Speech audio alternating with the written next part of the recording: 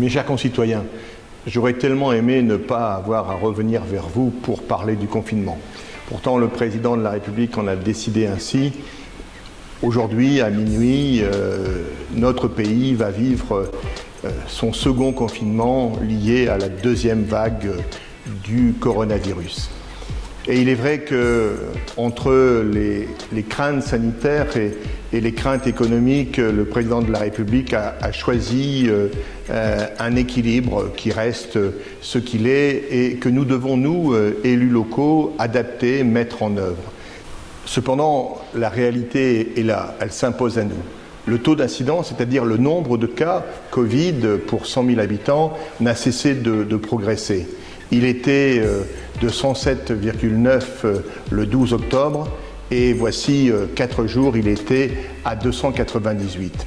Et puis mercredi, finalement, pour la première fois, non seulement la progression s'est arrêtée, mais le taux d'incidence a légèrement diminué pour être à 296. Alors certes, cela reste élevé, mais cela montre que l'effort que vous avez accepté en portant le masque sur l'ensemble de la ville, j'espère, portera ses fruits.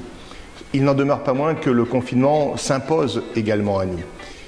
Cependant, nous devons adapter notre façon de vivre.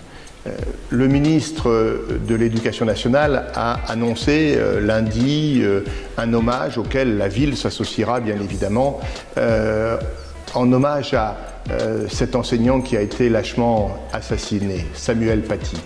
Et il a prévu que les écoles, les établissements scolaires ouvriraient à 10h le matin. Cependant, nombre d'entre vous, plusieurs familles, des dizaines de familles, travaillent et ont besoin que leurs enfants soient accueillis à 8h30.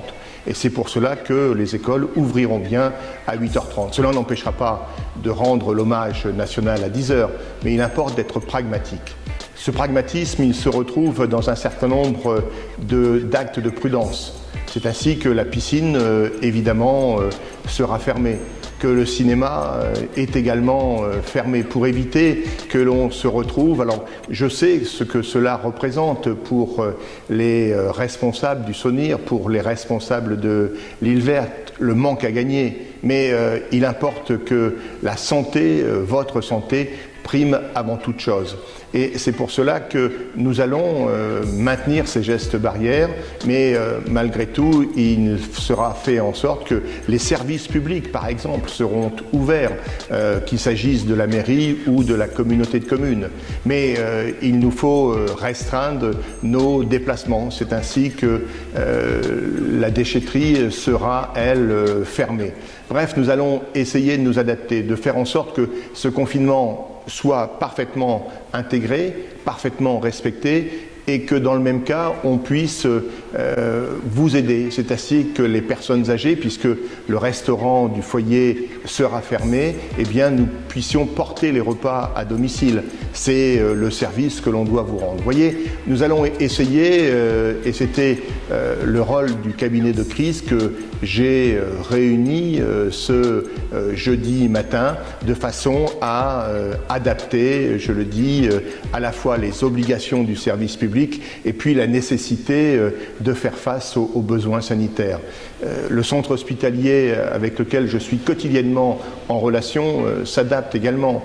Des initiatives seront prises et sont déjà prises. Je veux citer et remercier la pharmacie Sarrazin qui va, à partir de la semaine prochaine, réaliser des tests en pharmacie de manière à soulager les infirmières, de manière à soulager le drive test du centre hospitalier Brisset.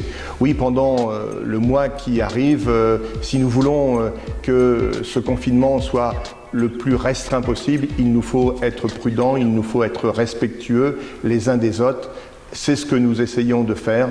Je vous souhaite de bien vous porter et surtout de bien vous protéger.